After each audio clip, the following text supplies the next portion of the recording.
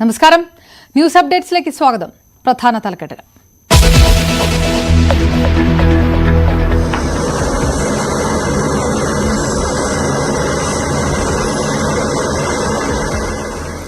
Kuwait ദുരന്തത്തിൽ മരിച്ചവരുടെ മൃതദേഹങ്ങൾ ഏറ്റുവാങ്ങി കേരളം.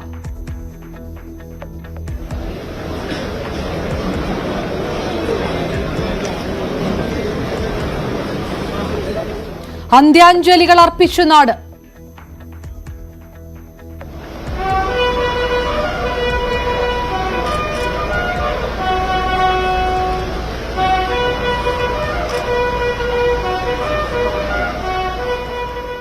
എന്തു കൊടുത്താലും ജീവന് പകരമാകില്ലെന്ന് മുഖ്യമന്ത്രി. പരിക്കേറ്റവർക്ക് വിദഗ്ധ ചികിത്സ ഉറപ്പെന്ന് കീർത്തിവർദ്ധൻ സിംഗ്.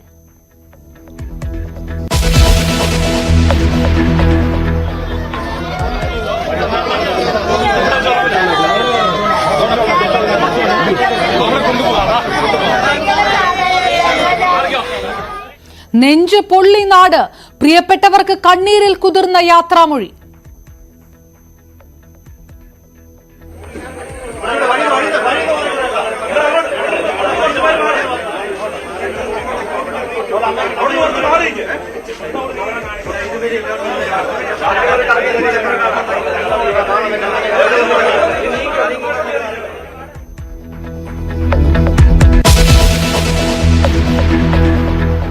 കുവൈറ്റ് ദുരന്തത്തിൽ സുരക്ഷാ വീഴ്ച ഉണ്ടായിട്ടില്ലെന്ന് KGA ഗ്രൂപ്പ്. തീപിടുത്തത്തിന് കാരണം ഷോർട്ട് സർക്യൂട്ട് എന്ന് ഡയറക്ടർ. ഏത് അന്വേഷണത്തോടും സഹകരിക്കും. മരിച്ചവരുടെ ആശ്രിതർക്ക് 2 ലക്ഷം രൂപ വീതം സഹായം പ്രഖ്യാപിച്ച ഫൊക്കാന.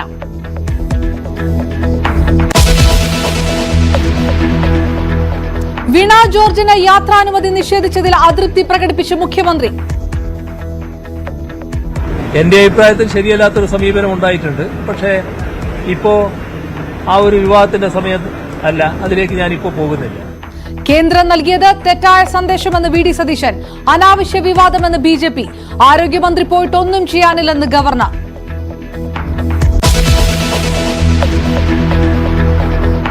പോപ്പിനെ ഇന്ത്യയിലേക്ക് ക്ഷണിച്ച് പ്രധാനമന്ത്രി. ഫ്രാൻസിസ് മാർപ്പാപ്പയുമായി കൂടിക്കാഴ്ച. G7 ഉച്ചകോടിക്കിടെ. ഇന്ത്യയുടെ 3ാം വിജയം ജനാധിപത്യത്തിന്റെ വിജയമെന്നും മോദി ഉച്ചകോടിയിൽ.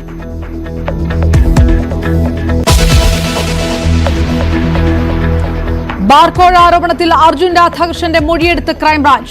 വാട്സ്ആപ്പ് ഗ്രൂപ്പിന്റെ വിശദാംശങ്ങൾ തേടി. ഗ്രൂപ്പിലുള്ള ഫോൺ നമ്പർ കൈകാര്യം ചെയ്തിട്ടില്ലെന്ന് അർജുൻ രാധാകൃഷ്ണൻ. അനിമോനുമായി മകന് നേരിട്ട് ബന്ധമില്ലെന്ന് തിരുവഞ്ചൂർ.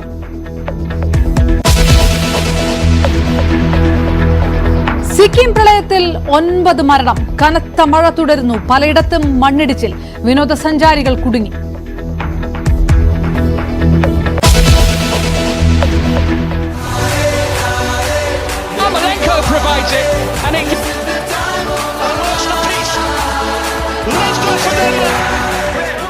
ഫുട്ബോൾ ആരവത്തിലേക്ക് ലോകം. യൂറോ കപ്പിന് ഇന്ന് കിക്ക് ഓഫ്. ജർമ്മനിയുടെ എതിരാളികൾ സ്കോട്ട്ലൻഡ്.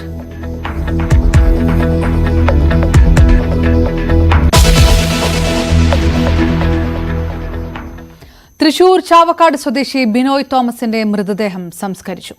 കുന്നംകുളം വീനാഗൽ ബെറിയൽ സെമിത്തേരിയിലാണ് ബിനോയ്ക്ക് അന്ത്യവിശ്രമം ഒരുക്കിയത്. പുനലൂർ വാഴവിള സ്വദേശി സാജൻ ജോർജിന്റെ സംസ്കാരം നാളെ നരിക്കൽ ബദൽ മാർത്തോമ ചർച്ച് സെമിത്തേരിയിൽ നടക്കും.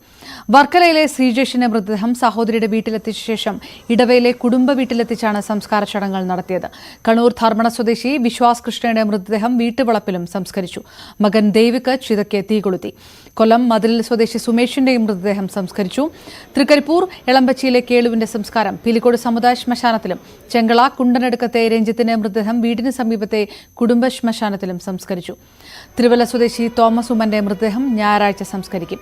സിബിൻ, സജു വർഗീസ്, മാത്യു തോമസ് എന്നിവരുടെ സംസ്കാരം തിങ്കളാഴ്ചയും ആകാശിന്റെ സംസ്കാരം നാളെ 2 മണിക്ക് പന്തളത്തും നടക്കും. കുവൈറ്റ് ദുരന്തത്തിൽ മരിച്ച 45 ഇന്ത്യക്കാരുടെയും മൃതദേഹങ്ങൾ ഇന്ന് രാവിലെ 10:30 വ്യോമസേനാ വിമാനത്തിൽ കുവൈറ്റിൽ നിന്ന് കൊച്ചിയിൽ എത്തിച്ചത്. 23 മലയാളികളുടെയും തമിഴ്നാട് സ്വദേശികളായ 7 പേരുടെയും ഒരു കർണാടക സ്വദേശിയുടെയും മൃതദേഹം നെടുമ്പാശ്ശേരി വിമാനത്താവളത്തിൽ ഏറ്റുവാങ്ങി. മുഖ്യമന്ത്രി പിണറായി വിജയൻ, വിദേശകാര്യമന്ത്രി കീർത്തിവർദ്ധൻ സിംഗ്, പെട്രോളിയം ടൂറിസം സഹമന്ത്രി സുരേഷ് ഗോപി, സംസ്ഥാന മന്ത്രിമാർ, പ്രതിപക്ഷ നേതാവ് VD സതീശൻ തുടങ്ങിയവർ വിമാനത്താവളത്തിൽ അന്തിമോപചാരം അർപ്പിച്ചു.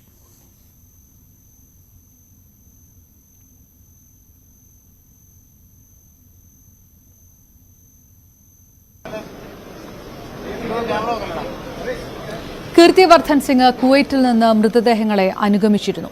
തമിഴ്നാട് സർക്കാരിനെ പ്രതിനിധീകരിച്ച് ന്യൂനപക്ഷ ക്ഷേമ മന്ത്രി KE മസ്താൻ നെടുമ്പാശ്ശേരിയിലെത്തി. മറ്റ് 14 പേരുടെയും മൃതദേഹങ്ങൾ ഡൽഹിയിലേക്ക് കൊണ്ടുപോയി.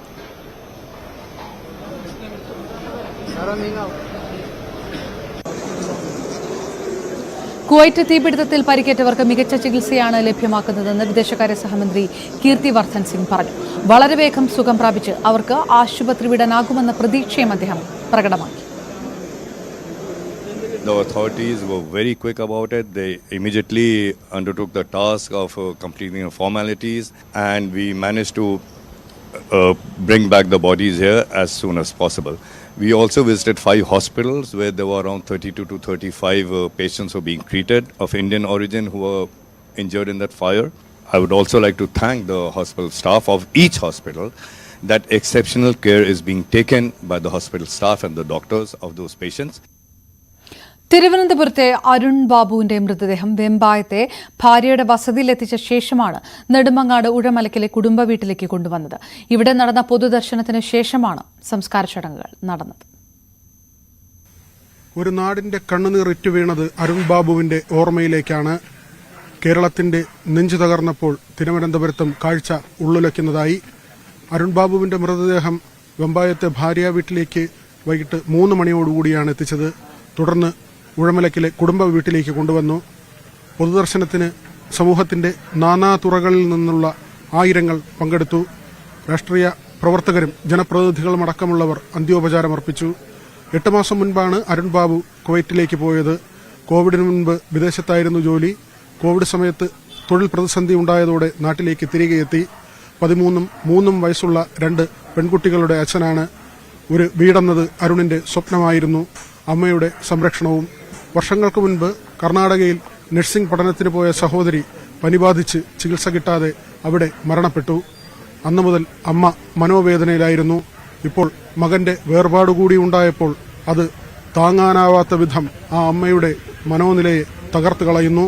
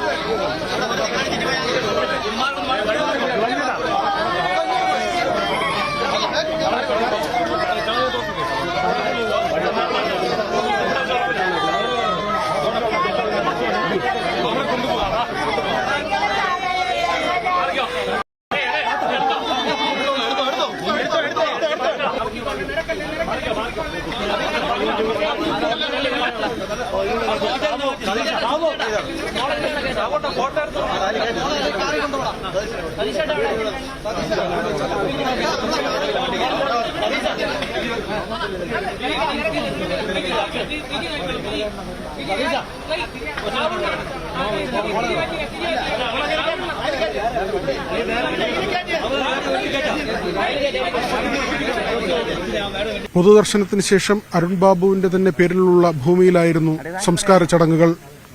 ഹരി വിതുരയ്ക്കൊപ്പം BV വിനോദ്, ന്യൂസ് 18 തിരുവനന്തപുരം. കൊല്ലത്തെ ഷമീറിന്റെ സംസ്കാര ചടങ്ങുകളും പൂർത്തിയായി. താമരക്കുളം കല്ലൂർ പള്ളിയിലെ ഖബറിസ്ഥാനിലാണ് സംസ്കാര ചടങ്ങുകൾ നടന്നത്.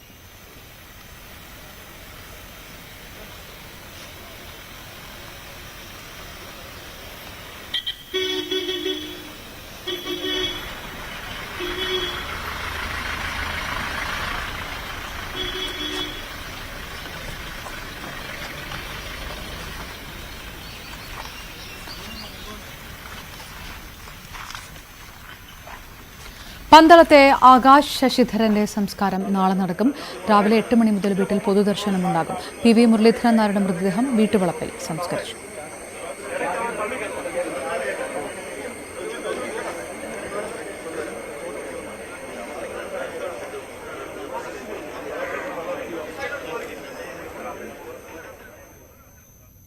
കുവൈറ്റിൽ മരിച്ച പുലാമന്തോൾ സ്വദേശി ബാഹുലയന്റെ മൃതദേഹവും സംസ്കരിച്ചു. പുലാമന്തോളിലെ വീട്ടിൽ പൊതുദർശനത്തിന് ശേഷം 6:30 ഷൊർണൂർ ശാന്തിതീരം ശ്മശാനത്തിലായിരുന്നു സംസ്കാരം. CB അനുമോദിന്റെ റിപ്പോർട്ടിലേക്ക്. വൈകുന്നേരം 3:30യോടെയാണ് ബാഹുലേൻ്റെ മൃതദേഹം പുലാമന്തോളിലെ വസതിയിൽ എത്തിച്ചത്. അദ്ദേഹത്തിന് അന്ത്യാഞ്ജലി അർപ്പിക്കുവാൻ സമൂഹത്തിൻ്റെ വിവിധ തുറകളിൽ നിന്നും നൂറുകണക്കിന് ആളുകൾ എത്തിച്ചേർന്നിരുന്നു. എംപിമാരായ ഇ.ടി. മുഹമ്മദ് ബഷീർ, വി.കെ. ശ്രീകണ്ഠൻ, അതുപോലെ പി.കെ. കുഞ്ഞാലിക്കുട്ടി, നജീബ് കാന്തപുരം എന്നിവർ അദ്ദേഹത്തിന് അന്ത്യാഞ്ജലി അർപ്പിക്കാൻ ഇവിടെ എത്തിച്ചേർന്നിരുന്നു. ജില്ലാ ഭരണകൂടത്തെ പ്രതിനിധീകരിച്ച് കളക്ടർ വി.ആർ. വിനോദും എസ്.പിയും അന്ത്യാഞ്ജലി അർപ്പിച്ചു. വലിയ ജനബാഹുല്യം നമുക്കറിയാം. ചെറിയ പ്രായം മുതൽ തന്നെ ഈ പുലാമന്തോളിൽ മാത്രമല്ല ഈ മേഖലയിലൊക്കെ വിവിധ തലങ്ങളിൽ ജനങ്ങളുമായി ബന്ധപ്പെട്ട് നിന്നിരുന്ന ഒരു വ്യക്തിത്വമായിരുന്നു ബാഹുലേൻ്റെ. ക്ലബ്ബിലാകട്ടെ, അതിനുശേഷം വിദ്യാർത്ഥി രാഷ്ട്രീയ പ്രസ്ഥാനത്തിലാവട്ടെ, യുവജന പ്രസ്ഥാനങ്ങളിലാവട്ടെ, അവിടെയൊക്കെ തന്നെ വലിയ തോതിൽ തന്നെ ജനപിന്തുണയുള്ള അല്ലെങ്കിൽ ജനകീയമായ കാര്യങ്ങൾ ചെയ്തിരുന്ന വ്യക്തിയായിരുന്നു ബാഹുലേൻ അച്ഛൻ വേലായുധനാണെങ്കിൽ ബ്ലോക്ക് പഞ്ചായത്ത് അംഗമായിരുന്നു. അതിലുപരി ജനങ്ങളുമായി താഴെത്തട്ടിൽ വേറെ ബന്ധം സൂക്ഷിക്കുന്ന, അവരുടെ ഓരോ ചെറിയ പ്രശ്നത്തിലും ഇടപെട്ട് കഴിയാവുന്ന സഹായങ്ങളൊക്കെ ചെയ്യുന്ന ഒരു വ്യക്തിയാണ്. അതുകൊണ്ട് തന്നെ ഈ ഒരു കുടുംബത്തിനുണ്ടായ ഈ വിധിയിൽ, ഈ വേദനയിൽ നാടൊക്കെ ഒന്നിക്കുന്ന ഒരു കാഴ്ചയാണ് കണ്ടത്. 3:30 ബാഹുലേൻ്റെ ഭൗതിക ശരീരം വീട്ടിലെത്തിച്ചു. ആദ്യം വീടിനുള്ളിൽ മതപരമായ ചടങ്ങുകൾ പൂർത്തീകരിച്ച് തുടർന്ന് പൊതുദർശനത്തിനായി സജ്ജീകരിച്ച ഇടത്തേക്ക് കൊണ്ടുവന്നു. ഏകദേശം 3/4 മണിക്കൂറിലധികം സമയം പൊതുദർശനം നീണ്ടുനിന്നു. നൂറുകണക്കിന് ആളുകൾ ഈ ഒരു സമയം കൊണ്ട് ബാഹുലേൻ അന്ത്യാഞ്ജലി അർപ്പിച്ച് മടങ്ങി. തുടർന്ന് 4:45 ബാഹുലേൻ്റെ അന്ത്യകർമ്മങ്ങൾക്കായി ഭൗതിക ശരീരം ഷൊർണൂരിലെ ശാന്തി തീരത്തേക്ക് കൊണ്ടുപോയത്. അഖിൽ ഊട്ടുപാറയ്ക്കൊപ്പം CV അനുമോദ്, ന്യൂസ് 18. കുവൈറ്റ് തീപിടുത്തത്തിൽ മരിച്ച കോട്ടയം സ്വദേശികളായ 3 പേരുടെയും മൃതദേഹങ്ങൾ സ്വകാര്യ ആശുപത്രി മോർച്ചറിയിലാണ് സൂക്ഷിക്കുന്നത്. ചങ്ങനാശ്ശേരി തിത്താനം സ്വദേശി ശ്രീഹരിയുടെ സംസ്കാരം ഞായറാഴ്ചയും, പാമ്പാടി സ്വദേശി സ്റ്റെഫിൻ എബ്രഹാമിന്റെയും പായ്പാട് സ്വദേശി ഷിബു വർഗീസിന്റെയും സംസ്കാരം തിങ്കളാഴ്ചയും നടക്കും.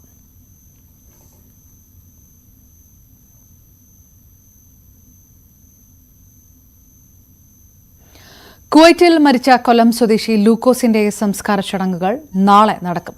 ഇന്ന് മോർച്ചറിയിൽ സൂക്ഷിക്കുന്ന മൃതദേഹം നാളെ വീട്ടിലെത്തിക്കുകയും വെളിച്ചിക്കാലയിലെ IPC എബനേസർ ചർച്ചിൽ സംസ്കാര ചടങ്ങുകൾ നടക്കുകയും ചെയ്യും. വിനീഷ് കൊട്ടാരക്കരയുടെ റിപ്പോർട്ടിലേക്ക്. ബുധനാഴ്ച കുവൈറ്റിലെ പാർപ്പിട സമുച്ചയത്തിലുണ്ടായ തീപിടുത്തത്തിൽ മരണമടഞ്ഞ മലയാളികളിലെ ലൂക്കോസിന്റെ വീട്ടിലാണ് നമ്മളുള്ളത്. നമുക്കറിയാം, വളരെ ദുഃഖം തളം കെട്ടി കിടക്കുന്ന ഒരു സാഹചര്യമാണ് ഇപ്പോൾ ഉള്ളത്. ലൂക്കോസിന്റെ ബന്ധുമിത്രാദികളും അതുപോലെ നാട്ടുകാരെല്ലാം തന്നെ ഒരു വാർത്തയറിഞ്ഞ്, ഈ ഒരു മരണ വാർത്തയറിഞ്ഞ് ഇവിടേക്ക് എത്തിയിട്ടുണ്ട്. അതുപോലെ തന്നെ ലൂക്കോസിനെ അവസാനമായി ഒരു നോക്ക് കാണാനായി നാടും നാട്ടുകാരും എല്ലാം തന്നെ വീട്ടുകാരുൾപ്പെടെ ഇവിടെ കാത്തിരിക്കുന്ന ഒരു സാഹചര്യമാണ് ഉള്ളത്. നാളെയാണ് സംസ്കാര ചടങ്ങുകൾ നടക്കുക. അതുപോലെ തന്നെ ഇതിൻ്റെ തുടർന്നുള്ള കാര്യങ്ങൾ നമുക്ക് ബന്ധുക്കളുണ്ട്, നമുക്ക് ചോദിച്ചറിയാം. നമ്മൾ ബോഡി വീട്ടിൽ കൊണ്ടുവരാം. പിന്നെ നമ്മൾ മോർച്ചറി വെക്കാനുള്ള കിംസ് ഹോസ്പിറ്റലിൻ്റെ മോർച്ചറി വെക്കാനാണ് പ്ലാൻ ചെയ്യുന്നത്. കളക്ടർ നേരത്തെ ജില്ലാ മജിസ്ട്രേറ്റും തഹസീൽദാറൊക്കെ വന്നിരുന്നു. അപ്പോൾ അവരെല്ലാവരും അവിടെ വന്ന് അവരാണ് ബോഡി റിസീവ് ചെയ്യുന്നത്. കഴിഞ്ഞ മാസമാണ് ശരിക്കും 1 വർഷം കംപ്ലീറ്റ് ആയിരുന്നത്. പുള്ളി അന്നേരം വരാണ്ടിരുന്നതാണ്. പക്ഷേ ഈ മോളുടെ ബാംഗ്ലൂരിലുള്ള അഡ്മിഷനൊക്കെ നോക്കിയിട്ട് അവളെ കൊണ്ടുപോകാനുള്ള രീതിയിൽ അടുത്ത മാസം, അപ്പോൾ മോള് നല്ല റിസൾട്ടൊക്കെ വന്നതുകൊണ്ട് മോൾക്കൊരു ഗിഫ്റ്റൊക്കെ വാങ്ങിച്ച് വെച്ചിരിക്കുകയായിരുന്നു, മൊബൈലൊക്കെ വാങ്ങിച്ച്. അടുത്ത മാസം 2 ആഴ്ചയോടെ കഴിഞ്ഞ് പുള്ളി വരാനിരിക്കുകയായിരുന്നു. എല്ലാ ദിവസവും രാവിലെ പിള്ളേർ സ്കൂളിൽ പോകുന്നതിന് മുമ്പ് വിളിക്കാറുണ്ട്. 7 മണിയാകുമ്പോൾ, ഇവിടുത്തെ 7 മണിയാകുമ്പോൾ വിളിക്കാറുണ്ട്. പക്ഷേ മരണ ദിവസം വിളിച്ചില്ല. ലൂക്കോസ് ഈ വീടിന്റെ ഒരു നെടുന്തൂണായിരുന്നു. ഈ വീട്ടിലേക്ക് ലൂക്കോസിന്റെ വിയോഗം താങ്ങാവുന്നതിനപ്പുറമായി തന്നെ മാറിയിരിക്കുകയാണ്. ഏകദേശം 18 വർഷമായി അദ്ദേഹം പ്രവാസ ജീവിതം നയിക്കുന്നു. ഫിനിഷ്, ന്യൂസ് 18 കൊട്ടാരക്കര. തൃക്കരിപ്പൂർ എളമ്പച്ചിയിലെ കേളുവിന്റെ മൃതദേഹം M. കൃഷ്ണൻ പഠനകേന്ദ്രം കാലിക്കടവിൽ പൊതുദർശനത്തിന് വെച്ചതിനു ശേഷമാണ് സംസ്കരിച്ചത്.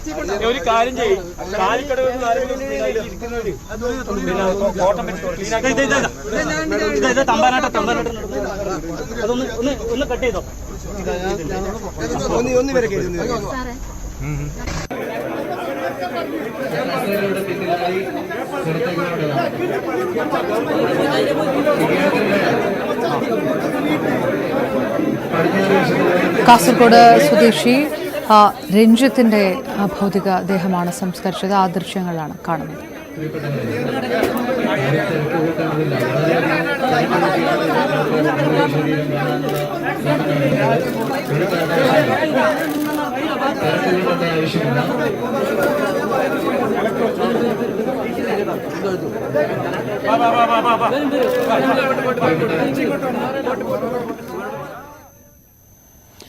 കുവൈറ്റ് ദുരന്തത്തിൽ സുരക്ഷാ വീഴ്ച ഉണ്ടായിട്ടില്ലെന്ന് KGA group director KC Eapen news 18നോട്.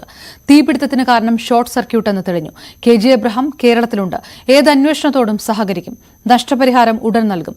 Insurance പരിരക്ഷ വേഗത്തിൽ നടപ്പിലാക്കുമെന്നും KGA ഗ്രൂപ്പ് ഡയറക്ടർ വ്യക്തമാക്കി. സർക്യൂട്ട് ആണ് കാരണം. അത് കഴിഞ്ഞ് പോലീസ് ഇൻവെസ്റ്റിഗേറ്റ് ചെയ്ത് അവരും അതാണ് പറഞ്ഞിരിക്കുന്നത്, ഷോർട്ട് സർക്യൂട്ട് ആണെന്നാണ് പറഞ്ഞിരിക്കുന്നത്. കുവൈറ്റ് ഗവൺമെന്റിന്റെ എല്ലാ ഗൈഡ് ലൈൻ പ്രകാരമുള്ള എല്ലാ സുരക്ഷിത മാനദണ്ഡങ്ങളും പാലിച്ചാണ് ഞങ്ങൾ സ്ട്രിക്റ്റ് ആയിട്ട് പോകുന്നത്. അതുകൂടാതെ ലോക്കൽ മുനിസിപ്പാലിറ്റി ഉണ്ട്, അവരുടെ ഗൈഡ് ലൈൻസ് ഉണ്ട്, അവരുടെ ഇൻസ്പെക്ഷൻ ഉണ്ട് ഇടയ്ക്കിടയ്ക്ക്. അപ്പം അതൊക്കെ എല്ലാം കൃത്യമായ രീതിയിൽ പാലിച്ചു പോകുന്നതാണ്. പ്രത്യേകിച്ച് ഞങ്ങൾ ഇത്രയും വർഷമായ ഒരു കമ്പനി അല്ലേ, ഞങ്ങളെ ഒരു ഓൾ ഇന്റർനാഷണൽ സ്റ്റാൻഡേർഡ്സ് കീപ്പ് ചെയ്താണ് എല്ലാ പ്രവർത്തനങ്ങളും ഞങ്ങൾ നടത്തുന്നത്. അതുകൊണ്ട് അറിഞ്ഞുകൊണ്ട് ഞങ്ങൾ ഒരു വീഴ്ചയും വരുത്തിയിട്ടില്ല. ഞങ്ങള് കഴിഞ്ഞ ദിവസം തന്നെ തീരുമാനിച്ച് ഒരു ആശ്വാസധനമായിട്ട് അധികം താമസിക്കാതെ ഒരു 8 ലക്ഷം രൂപ ഉടനടി കൊടുക്കുന്നതാണ്.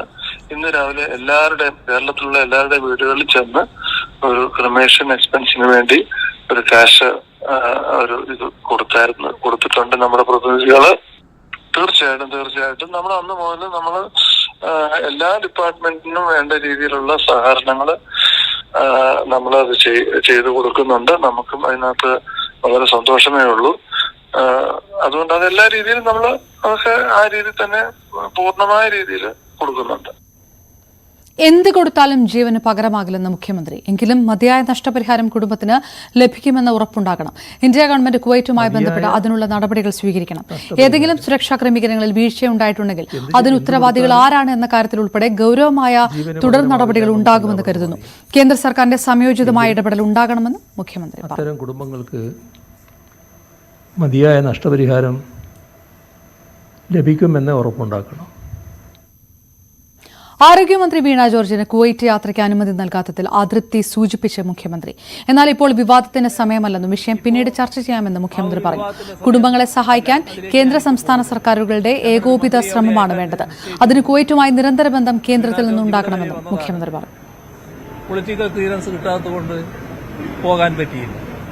അത് ഇപ്പോൾ ഒരു ഗൗരവമായ പ്രശ്നമായിട്ട് ഞാൻ ഉന്നയിക്കുകയല്ല, അത് നമുക്ക് പിന്നീട് ചർച്ച ചെയ്യാം. ആരോഗ്യമന്ത്രി വീണ ജോർജിന് കുവൈറ്റ് സന്ദർശനത്തിന് കേന്ദ്ര സർക്കാർ അനുമതി നിഷേധിച്ചത് ദൌർഭാഗ്യകരമെന്ന് പ്രതിപക്ഷ നേതാവ് VD സതീശൻ. കേന്ദ്രത്തിന്റെ ഭാഗത്തുനിന്നുണ്ടായത് തെറ്റായ സന്ദേശം. സംസ്ഥാനത്തെ പ്രതിനിധീകരിച്ചാണ് മന്ത്രിയെ വിടാൻ തീരുമാനിച്ചതെന്നും സതീശൻ പറഞ്ഞു.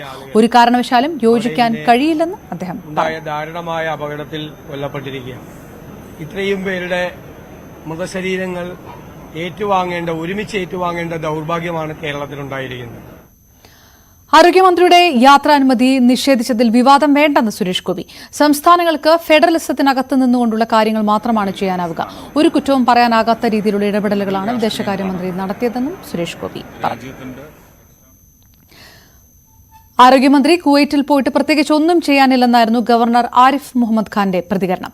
ഒരു ദിവസത്തേക്ക് പോയി പിറ്റേ ദിവസം മടങ്ങി വന്നിട്ട് എന്ത് ചെയ്യാനാകും? അത്തരമൊരു യാത്ര തികച്ചും അനാവശ്യമാണെന്നും ഗവർണർ പ്രതികരിച്ചു.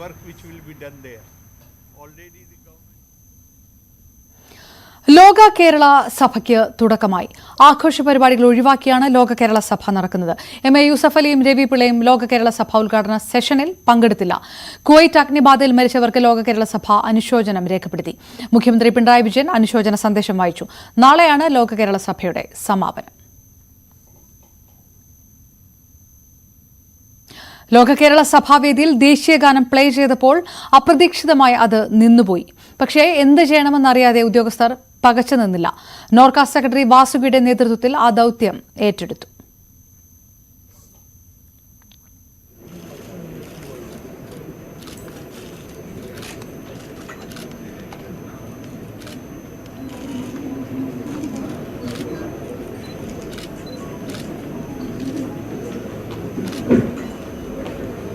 मन अधिनायक जय हे भारत भाग्य विधाता पंजाब सिंध गुजरात मराठा द्राविड उत्कल बंगा विंध्य हिमाचल यमुना गंगा उच्चल जलधि तरंगा तव शुभ नामे जागे तव शुभ आशीष मागे गाहे तव जय गाथा जनगणे जय हे जय हे जय जय जय जय हे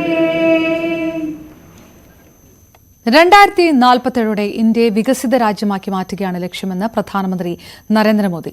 ഇറ്റലിയിൽ നടക്കുന്ന G7 ഉച്ചകോടിയിൽ സംസാരിക്കുകയായിരുന്നു പ്രധാനമന്ത്രി. രാജ്യത്തെ വിഭാഗത്തെയും പിന്നിലായി പോകാൻ അനുവദിക്കില്ലെന്നും മോദി പറഞ്ഞു. സാങ്കേതികവിദ്യ നാശത്തിനല്ല, ക്രിയാത്മകമായിട്ടാണ് ഉപയോഗിക്കേണ്ടതെന്നും മോദി പറഞ്ഞു. നിർമ്മിത ബുദ്ധി ഉയർത്തുന്ന ധാർമ്മിക പ്രശ്നങ്ങളെന്ന വിഷയത്തിൽ ഉച്ചകോടിയിൽ നടക്കുന്ന സെഷനിൽ പങ്കെടുക്കുകയായിരുന്നു പ്രധാനമന്ത്രി. ഉച്ചകോടിയിൽ വെച്ച് ഫ്രാൻസിസ് മാർപ്പാപ്പയെ പ്രധാനമന്ത്രി നരേന്ദ്രമോദി ഇന്ത്യയിലേക്ക് ക്ഷണിച്ചു. മാർപ്പാപ്പയെ കെട്ടിപ്പിടിച്ചാണ് പ്രധാനമന്ത്രി അഭിവാദ്യം ചെയ്തത്. ലോകം നിർമ്മിത ബുദ്ധിയുടെ അപകടങ്ങളെ തിരിച്ചറിയണമെന്ന് ഉച്ചകോടിയെ അഭിസംബോധന ചെയ്തുകൊണ്ട് മാർപ്പാപ്പ പറഞ്ഞു. ആദ്യമായാണ് G7 ഉച്ചകോടിയുടെ വേദിയിൽ ഒരു മാർപ്പാപ്പയും വത്തിക്കാൻ പ്രതിനിധികളും എത്തുന്നത്. ഉച്ചകോടിയിൽ പ്രധാനമന്ത്രി Narendra Modi, French president Emmanuel Macron, British പ്രധാനമന്ത്രി ഋഷി Sunak, Ukrainian president Vladimir Zelensky തുടങ്ങിയ രാഷ്ട്രത്തലവന്മാരുമായും കൂടിക്കാഴ്ച നടത്തി. സെമി കണ്ടക്ടർ, സാങ്കേതികവിദ്യ, വ്യാപാര മേഖലകളിൽ സഹകരണം എന്നിവ ഉറപ്പുവരുത്തിയെന്ന് പ്രധാനമന്ത്രി പ്രതികരിച്ചു. പ്രതിരോധ മേഖലയിലെ സഹകരണവും ഇന്ത്യ ഉറ്റുനോക്കുകയാണ്. ഇത് 5ാം തവണയാണ് നരേന്ദ്രമോദി G7 ഉച്ചകോടിയിൽ പങ്കെടുക്കുന്നത്. RSSന്റെ വിമർശനത്തിൽ മഹാരാഷ്ട്രയിൽ BJPയും സഖ്യകക്ഷിയായ NCPയും തമ്മിൽ കല്ലുകടി. ജയിക്കുമ്പോൾ ആ ക്രെഡിറ്റ് RSS എടുക്കുന്നുവെന്നും തോൽക്കുമ്പോൾ അത് അജിത് പവാർ പക്ഷത്തിനുമേൽ കെട്ടിവെക്കുകയാണെന്നും NCPയുടെ യുവനേതാവ് സൂരജ് ചവാൻ പറഞ്ഞു. എന്നാൽ RSSനെ സൂരജ് ചവാൻ വിമർശിക്കേണ്ടെന്നും BJP NCPയെ വിമർശിച്ചിട്ടില്ലെന്നും മുന്നണിക്കകത്താണ് ഇത്തരം പരാമർശങ്ങൾ നടത്തേണ്ടതെന്നും BJP നേതാവ് പ്രവീൺ ദരേക്കർ തിരിച്ചടിച്ചു. 3ാം നരേന്ദ്രമോദി സർക്കാരിൽ സഹമന്ത്രി സ്ഥാനം NCP നിഷേധിച്ചിരുന്നു. പ്രശസ്ത എഴുത്തുകാരി അരുന്ധതി റോയിയെ പ്രോസിക്യൂട്ട് ചെയ്യും. 2020 പ്രസംഗങ്ങൾ വിദ്വേഷം സൃഷ്ടിച്ചെന്നാരോപിച്ചാണ് ഡൽഹി ലഫ്റ്റനന്റ് ഗവർണറുടെ നടപടി. കശ്മീർ ഇന്ത്യയുടെ ഭാഗമല്ലെന്നും സൈന്യം കൈയടക്കി വെച്ചിരിക്കുകയാണെന്നുമായിരുന്നു അരുന്ധതിയുടെ പ്രസംഗം. ഇത് ദേശവിരുദ്ധമാണെന്ന് ചൂണ്ടിക്കാട്ടിയാണ് UAPA ചുമത്തി അരുന്ധതിയെ പ്രോസിക്യൂട്ട് ചെയ്യുക. സിക്കിം പ്രളയത്തിൽ മരിച്ചവരുടെ എണ്ണം 9ആയി. 2 ദിവസമായി തുടരുന്ന കനത്ത മഴയും മണ്ണിടിച്ചിലും പ്രളയത്തിന് ആഘാതം കൂട്ടുകയാണ്. വിനോദസഞ്ചാരങ്ങളിൽ നിരവധി പേർ ഇപ്പോഴും കുടുങ്ങിക്കിടക്കുകയാണ്.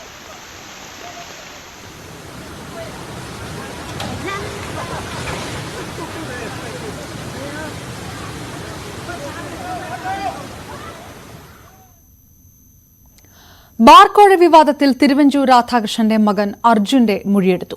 തിരുവനന്തപുരം വെള്ളയമ്പലത്തെ വീട്ടിലെത്തിയാണ് മൊഴിയെടുത്തത്. ബാർ ഉടമകളുടെ വാട്സ്ആപ്പ് ഗ്രൂപ്പിൽ അംഗമായതിനാലാണ് അർജുൻ രാധാകൃഷ്ണന്റെ മൊഴിയെടുത്തത്. മൊഴിയെടുപ്പ് 1.25 മണിക്കൂർ നീണ്ടു.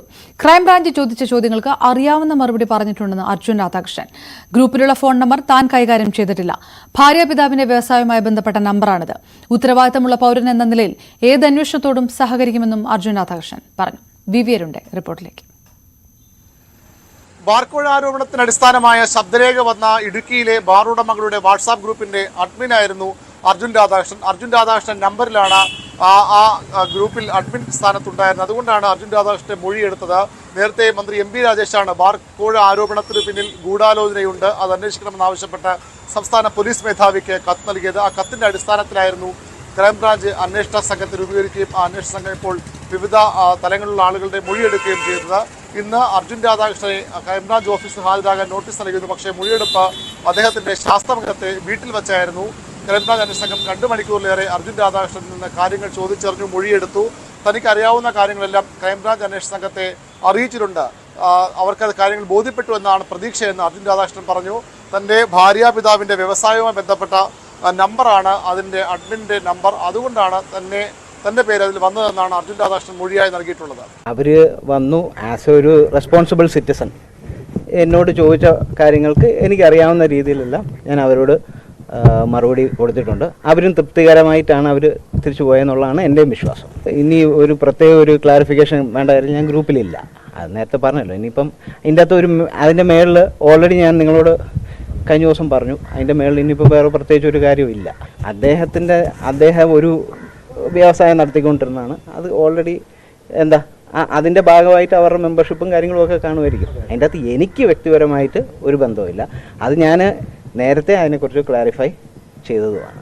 ഗ്രൂപ്പിലുള്ള അഡ്മിൻ സ്ഥാനത്തുള്ള ഫോൺ നമ്പർ താൻ കൈകാര്യം ചെയ്യുന്ന നമ്പറല്ല എന്ന വിശദീകരണമാണ് അർജുൻ രാധാകൃഷ്ണൻ നൽകുന്നത്. അതുകൊണ്ട് തന്നെ തനിക്ക് ഇക്കാര്യത്തിൽ ഒരു പങ്കുമില്ല, ഈ വിവാദവുമായി ബന്ധപ്പെട്ടോ ശബ്ദരേഖയുമായി ബന്ധപ്പെട്ടോ ഒരു ബന്ധവുമില്ലെന്ന മൊഴിയാണ് അർജുൻ രാധാകൃഷ്ണൻ നൽകുന്നത്. പക്ഷേ CPM ഇടതുപക്ഷം ഇതിന് പിന്നിൽ വലിയ ഗൂഢാലോചന സംശയിക്കുന്നു. പ്രത്യേകിച്ച് കോൺഗ്രസ് നേതാവിന്റെ മകൻ അഡ്മിനായ വാട്സാപ്പ് ഗ്രൂപ്പിലാണ് ഈ മെസ്സേജ് വന്നത്, സന്ദേശം വന്നത് എന്നതുകൂടി അതിന്റെ ഗൗരവം വർദ്ധിപ്പിക്കുന്നു എന്ന നിലപാടാണ് CPM-നും ഭരണപക്ഷത്തിനുമുള്ളത്. ഏതായാലും അന്വേഷണത്തിൽ എന്താണ് അർജുൻ രാധാകൃഷ്ണൻ വിഷയത്തിലെ റോഡ് എന്ന കാര്യത്തിൽ വ്യക്തതയുണ്ടാകും. ക്രൈംബ്രാഞ്ച് അന്വേഷണം പുരോഗമിക്കുകയാണ്. വൈകാതെ ഒരു പ്രാഥമിക റിപ്പോർട്ട് ക്രൈംബ്രാഞ്ച് തയ്യാറാക്കുമെന്നാണ് ലഭിക്കുന്ന സൂചനകൾ. ബാർക്കോഴയിൽ പ്രധാനപ്പെട്ട വിഷയം ശബ്ദരേഖ പുറത്തുപോയെന്നുള്ളതല്ല, പണപ്പിരിവാണ് പ്രശ്നമെന്ന് തിരുവഞ്ചൂർ രാധാകൃഷ്ണൻ. അതിനെക്കുറിച്ചാണ് അന്വേഷണം നടക്കേണ്ടത്. CPM സംസ്ഥാന സമിതി അംഗത്തിന് വിഷയത്തിലുള്ള ബന്ധം അന്വേഷിക്കണം. മകന് ഇതുമായി ഒരു ബന്ധവുമില്ല. അനിമോനുമായിട്ട് മകന് നേരിട്ട് ബന്ധമില്ലെന്നും തിരുവഞ്ചൂർ പറഞ്ഞു. നീറ്റ് UG പരീക്ഷ നടത്തിപ്പ് ചോദ്യം ചെയ്തുള്ള ഹർജികളിൽ NTA-ക്കും കേന്ദ്രത്തിനും സുപ്രീംകോടതി നോട്ടീസ് അയച്ചു. ചോദ്യപേപ്പർ ചോർച്ചയിൽ CBI അന്വേഷണം ആവശ്യപ്പെട്ടുള്ള ഹർജിയിലടക്കമാണ് നോട്ടീസ്. ജൂൺ 8-ന് ഹർജിയിൽ വാദം കേൾക്കും. വിഴിഞ്ഞം സ്റ്റേഷനിലെ SI ആത്മഹത്യ ചെയ്തു. കുരുവിള ജോർജാണ് തൂങ്ങി മരിച്ചത്. കോട്ടയം കഞ്ഞിക്കുഴിയിലെ വീട്ടിലാണ് സംഭവം. മെഡിക്കൽ അവധിയെടുത്താണ് കുരുവിള ജോർജ് വീട്ടിലെത്തിയത്. തോപ്പിൽ ഭാസിയുടെ സഹോദരി വള്ളിക്കുന്നം ചെറുനിക്കൽ ഭാർഗവിയമ്മ അന്തരിച്ചു. CPI നേതാവ് തോപ്പിൽ ഗോപാലകൃഷ്ണന്റെ അമ്മയാണ്. 98 വയസ്സായിരുന്നു. പരേതനായ ശങ്കരപ്പിള്ളയാണ് ഭർത്താവ്. News 18 Keralam video editor CR Sarath പൗത്രനാണ്. സംസ്കാരം നാളെ രാവിലെ 11-ന് വീട്ടുവളപ്പിൽ നടക്കും. പ്രവാസി മലയാളി ഫോറത്തിന് മാധ്യമ പുരസ്കാരം news 18 associate editor Tom Kuriakose ഏറ്റുവാങ്ങി. മികച്ച ക്രൈം ഇൻവെസ്റ്റിഗേറ്റീവ് റിപ്പോർട്ടർക്കുള്ള അവാർഡ് മന്ത്രി സജി ചെറിയാനാണ് സമ്മാനിച്ചത്.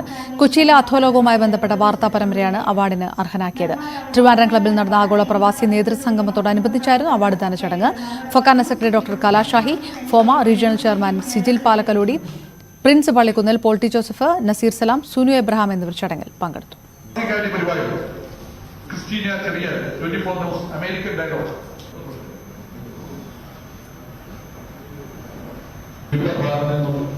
ഈ പരിപാടിയിൽ എത്തിച്ചേർന്നിട്ടുള്ള പ്രിയ സുഹൃത്തുക്കൾ,